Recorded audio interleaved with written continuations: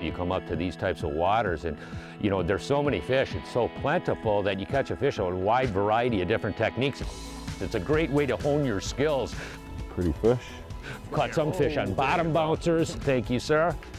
Some fish casting crankbaits. Ooh, we're sort of pushing the envelope on the net here. We caught fish trolling crankbaits.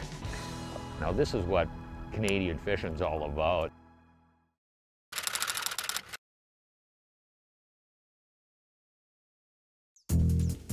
Closed captioning is provided by Smooth Moves, adjustable boat seat suspensions for a smoother ride.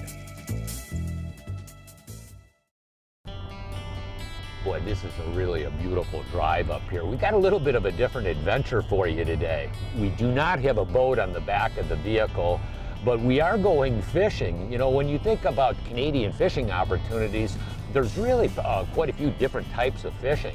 You can go to really remote, like fly-in situations. You can go to drive-to destinations. And Nick and I have actually been to a lot of different drive-to destinations in Canada. Lake trout fishing in the winter, smallmouth bass, muskie fishing throughout the summer months. This particular trip, we're going to Ghost River, which is actually a really, really good walleye fishery, and big pike as well. As a matter of fact, we're about an hour out, and I think you got to give Daryl a ring, and he's supposed to rendezvous at the portage. They got some big giant John boats that they portage us in with. The portage ride into Ghost River really brings back some fond memories. When I went to college, I actually guided throughout the summer months at a fly-in fishing camp just to the southeast of Ghost River Lodge. No question about it, this region of northwest Ontario has some of the finest freshwater fishing on the planet. Over the years, I've explored a lot in this region, fishing for bass, walleye, lake trout, big pike, giant muskies. Tomorrow morning, Ghost River Lodge owner Daryl Cartman and his daughter Chelsea are going to give Nick and I a little tour of the lake. Well, we're a family business. My parents started in 1967, and Tina and I are now second generation. Our daughter is interested in going possibly into the third year generation. We'll see how that goes, but that's where we're standing right now. And my dad hit the lodge originally in '67 from his great aunt. So it's been in the family for quite some time. We are a pro-conservation operation. So what we do is we'll buy you the conservation license if you choose to go with that license. This entitles you to 2 walleye and 2 northern in possession. It gives you plenty to eat while you're here, and then all the big fish go back. It's a wonderful thing. What we do is we don't take any walleyes over 18 inches, and all northern pike over 27.5 inches are automatically released. So we don't have the harvest of the large spawn stock. We make sure that that breed stock stays in the lake to guarantee a quality fishery. We offer 2 different plans here at Ghost River. We have our modified American plan, which we serve out of this dining room, and we have our housekeeping plan. So you can choose to do either of those plans. We have 2 beautiful outpost cabin locations. We have Fred's Outpost, which is in the bay of Ghost River, so just about a 5-minute walk from the main camp. And then we have Salen's Outpost Cabin. Salen's is a mile away from the main camp, and it's a 12-person cabin, so there's lots of room in there. Beautiful screen porch, sits on a rock point. It's a nice place if you want to be on your own and kind of have your own setting, your own cabin setting on a remote lake. You really get that feeling when you're over at Salen's. Here at Ghost River Lodges, we offer access to 15 different bodies of water. They all are remote. There's no road access to any of them. They're all kind of unique from one to the other. Some lakes are great areas with a lot of moving water, current, deeper water. The next lake might have a shallower, a totally different topographic style of lake that will give you the opportunity of more of a numbers style of lake versus the larger fish. We have some lakes that you can access directly from the lodge, going up a 4-mile river run, which has a great opportunity of seeing lots of wildlife, everything from moose to otters and everything in between. So there's a nice diversity. That's what a lot of our guests like about our place, is the fact that we have all these different opportunities. So every day you can fish a different lake. The nicest part of Ghost River, or probably one of the nicest things, is all the different waterfalls that we have in and around our area. If you want to come and enjoy the outdoors and see nature and really get an ambiance, a feeling, you know, of being back in the woods. It's a wonderful experience to bring your family to get back to nature. The rides up and down the rivers from lake to lake are just phenomenal too. You feel like you're in the Everglades, you know, around the corners. You never know, next corner, that's where a big moose will be standing there waiting for you. So keep your eye out. For years, they've quietly taken you where the fish are. But now the silence is about to break. With the incredible new iPilot Link, your Minn Kota and Humminbird can communicate with each other. So you can hold on a spot like an electronic anchor. Record and return to waypoints and paths. Follow any Lake Master depth contour and more. All automatically and all from your Humminbird or the Link remote. They talk and you'll be speechless. Hey, you remember when we were hanging out last night? You know, me, you, Gail. That's my girl. You guys are awesome. And then you went to bed. I was tired. You were super tired. And then it was just me and Gail.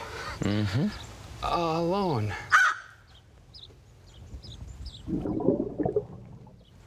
What? Whoa! Yeah! It's all in the pause. New Shadow Rap from Rapala. They say that if you turn your passion into your career, you'll never work another day in your life.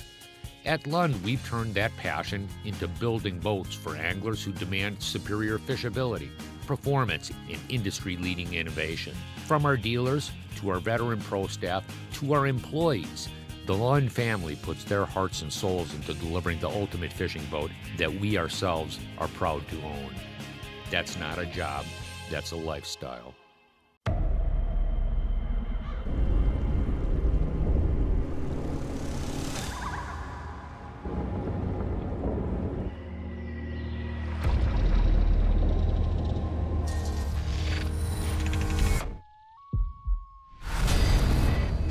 Uncompromising, like the fishermen who swear by it.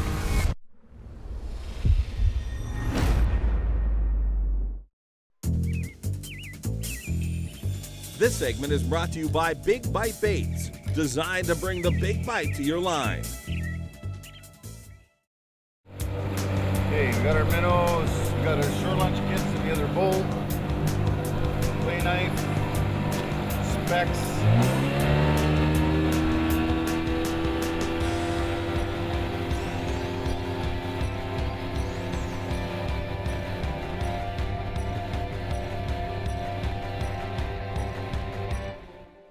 What, down deep for like a walleye? Not a bad one. It's about time. Our opposing boat here has been catching a lot more of them than we have, but we will catch up. It's only a matter of time. Want to keep them flush? Yeah, we'll keep them for shore lunch. Absolutely. Yeah. He's about the right size for shore lunch here. There you go. There'll be a tasty morsel around noon today. Yeah. Daryl, seasonally, how long are you open throughout the course of the year? We open on the long weekend in May, which is the third Saturday of May, and we're open as far as fishing goes till about mid to third week of September. You got a lot of river systems coming in, so early season you're concentrated around where these main river systems, and then as the season progresses, you got the fish draining out into the big main lake basins and the main sunken islands. Yeah, we'll start off in the river mouths and sometimes right in the rivers themselves, depending on what the temperature of the water is and stuff in the spring when we first open. And then as the season goes on, the fish will start moving out into the shallow bays, and then we'll move to the cabbage beds, and then from there onto the reefs and islands and points, and then sunken islands start becoming a key. Reefs, long extended points off islands, and then September we'll move into the current areas again. The Ghost River system is actually relatively dark water. I mean, you have what's your visibility, 1.5 feet, 2 foot? 2 foot. 2 foot visibility. So throughout the course of the year, a lot of these walleyes are pretty shallow for the majority of the year. At least you can catch them, some fish shallow. Yeah, we're not fishing real deep all summer long. I mean, the deepest would be like 23, 24. But you get some cloudy days with some rain mid-August, we'll be right back in 6, 7 feet, 8 feet of water again. That wouldn't surprise me with this dark water like that. It's sort of nice that way. You can do a lot of jig fishing, shallow water jig fishing. Yeah. It's always fun to fish in those current-based spots like the waterfalls and, you know, a place like Burnt Narrows, for example, where you got a lot of structure. You can just kind of work your way around each stone and each elevation change. It makes it interesting that way.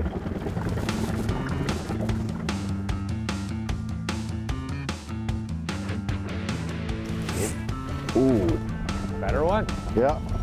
This one got a little more weight to it. A nettable model? Right on the bubble. Oh, just a nice pretty fish. Yeah. Nice healthy 16, 17-year-old.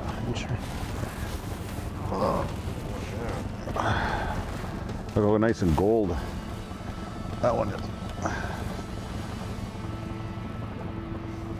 Looks like my dinner.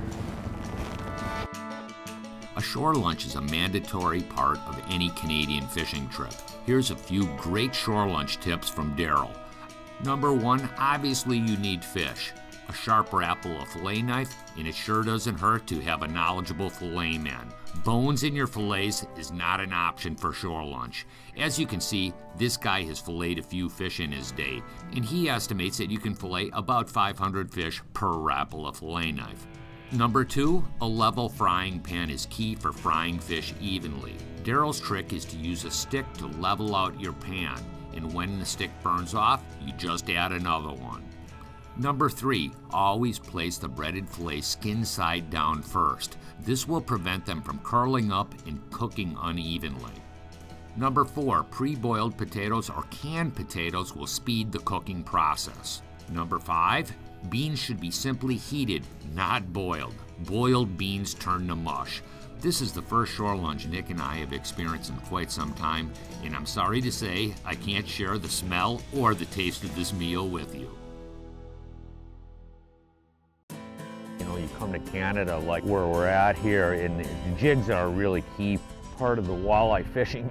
We have a couple of different jig designs. We have a Moon Eye jig that's a really good, is a little bit longer shanks that we use it for soft plastics. And then these hammerheads, which is a better live bait jig. It's got that really short shank. You can see it's sort of threaded up pretty tight up onto the collar of the jig. And we got a little pack of Waldos in here, and Daryl seems like he thinks he's got them wired here. Oh, The walleye. Better one now.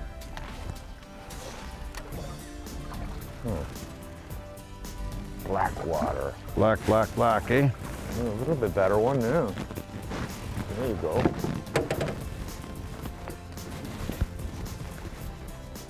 Pretty fish. There's a good one. Best one of the day? The best one for me. Really? Yeah. Yeah. There we go. Beautiful. Oh, the thing is, actually, it's sort of interesting. We've been catching all different sizes of fish. Look at that gorgeous fish. But we've been catching a lot of small ones. We caught a number of, 22 to 23s. Saw a number of 25-inch caught. They weren't in our boat, which is sort of an aggravation, but you never know by the end of the day. We should bag some of those little rascals. These beautiful fish, though. Get her back in the water. No, well, we were just commenting earlier about the fact that you want to have all generations of fish. I mean, you don't want to just all be, I mean, obviously you want to catch big fish all day, but for the fishery standpoint, you need to catch all generations. So there's nothing wrong with those 7-inch right up to the 14-inch. I mean, obviously those ones are going back. And then, of course, just like we had for lunch today, you want those 15 to 16 inchers. Those are ideal eaters and make a tasty fish fry. He's fished here for decades. He knows every hump, every drop-off, every contour. He's dedicated his entire life to understanding this single body of water, and he didn't know squat about it until 2 hours ago. AutoChart Live lets you build your own high-definition maps anywhere in the world in real time. Only with Onyx. Only from Humminbird.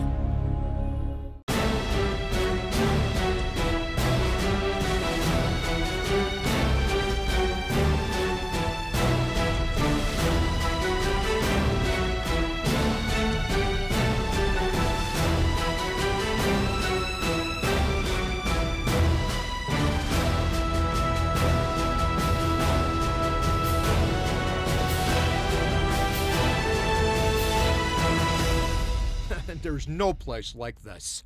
Catch more and bigger fish with Lindner's Angling Edge. AnglingEdge.com has the tools for success, tackle and equipment, adventure destinations, clothing, inspiration, instructional DVDs, and more. Miss an episode? Watch it on YouTube along with cutting-edge tips, techniques, and trends. Check out our tactical wear clothing line. Hoodies, buffs, long and short sleeve t-shirts, sunglasses, and a whole lot more. This is your one-stop shop for everything angling. Lindner's Angling Edge, online, anytime. We're always looking for a secret to success, like lures, legs, spots. Here's one mechanics have been using for decades to solve fuel system problems. It's Seafoam motor treatment. Seafoam helps do the few important things exceptionally well. Removes harmful engine deposits, controls moisture, stabilizes fuel for up to 2 years, and adds lubrication to fuel, so engines run cooler and last longer. To me, this stuff is like a miracle in a can.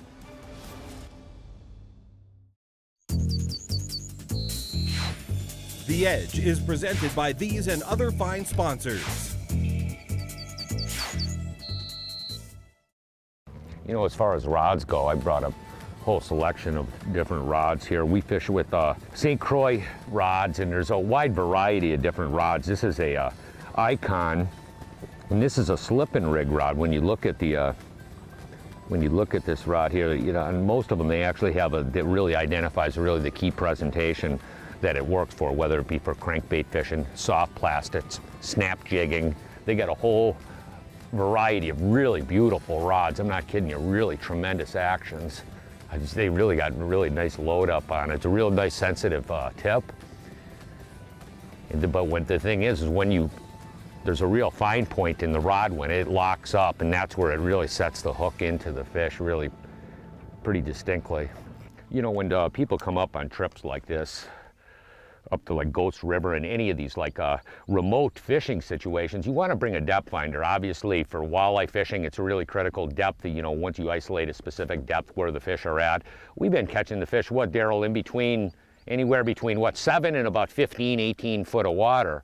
And each spot is different where the fish are, dependent on the wind, you know, the current situation. Some of the fish we've been catching shallow up on the reef systems, and some of them we've been catching deeper. But the thing is, these portable units like this Humminbird Helix here has not only a depth finder, but some of the biggest things, it's got down imaging, side imaging, as well as one of the biggest things that I like for a water that I've never been to Ghost River before, but is a base map, so I can see the islands, I can see the shape of the lake. And it's really sort of nice about that, even though it does not have a really accurate depth map for this region. A lot of these more remote areas, you do have depth contour maps, but they're not really super accurate. Oh, boy, we might have a real one on here. Can we get the net ready? Yeah, Mr. K, we got a big boy here, I think. All right. You know, we've been catching fish on quite a few different techniques. We've been catching some fish jigging, we've been catching some fish trolling. Now this is our bottom bouncing. We'll see what this guy's about here. Let's see.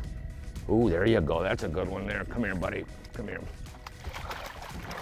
Come here. Oh, there you go. Thank you, sir. That's a good one there. Look at that. Look at that. Great big minnow. He got the attention of this big boy. He ate it too. Look at that. Whoa. There we go. There we go. Beautiful fish. You know, as I was saying, we've been catching fish on a lot of different techniques. You know, that's one thing that's cool. You come up to these types of waters and, you know, there's so many fish. It's so plentiful that you catch a fish on a wide variety of different techniques. It's a great way to hone your skills.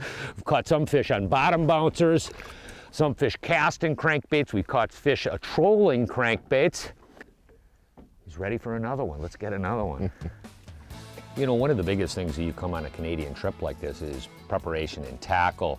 Obviously, you can't bring everything. You've got to bring a selected amount of gear. For walleyes, Nick and I came up here to really targeting walleyes, doing some northern pike, but when it comes to walleye, one of the biggest things is jigs. I've got a wide selection of different jigs from 1/8 to half ounce, moon eyes, hot skirts, a lot of different big bite soft plastics, boot tails, straight tailed baits like this are really critical for casting, and as well as deeper and shallower jigging presentations. We've been catching quite a few walleyes casting with a boot tail like this here, like there, slow reeling it.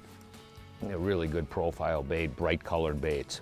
The second part of the equation for walleyes up here is crankbaits, and I bring a wide variety of different crankbaits.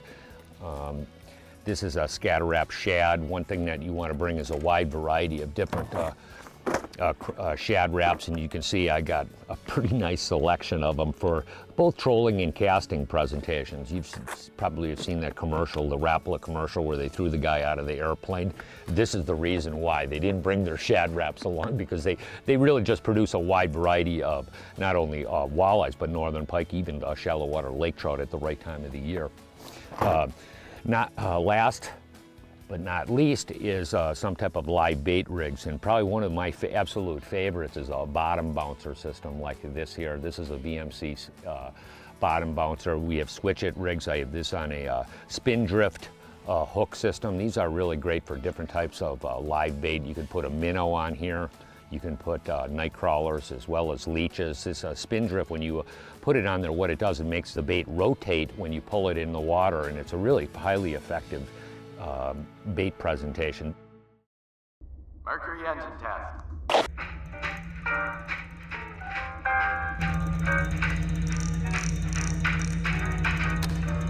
Smooth, quiet power you can rely on. It's good to have Mercury behind you.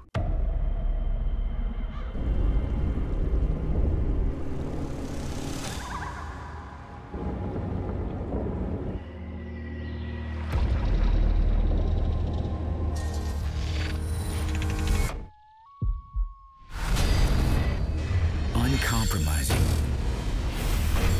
like the fishermen who swear by it.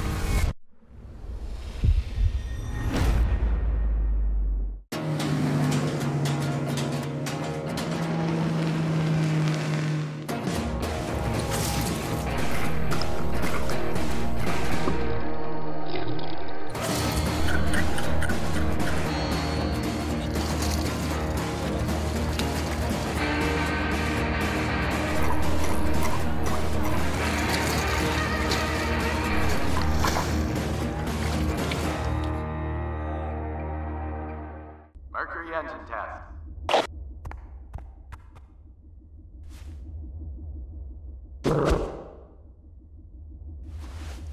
Easy to maintain performance you can rely on. It's good to have Mercury behind you.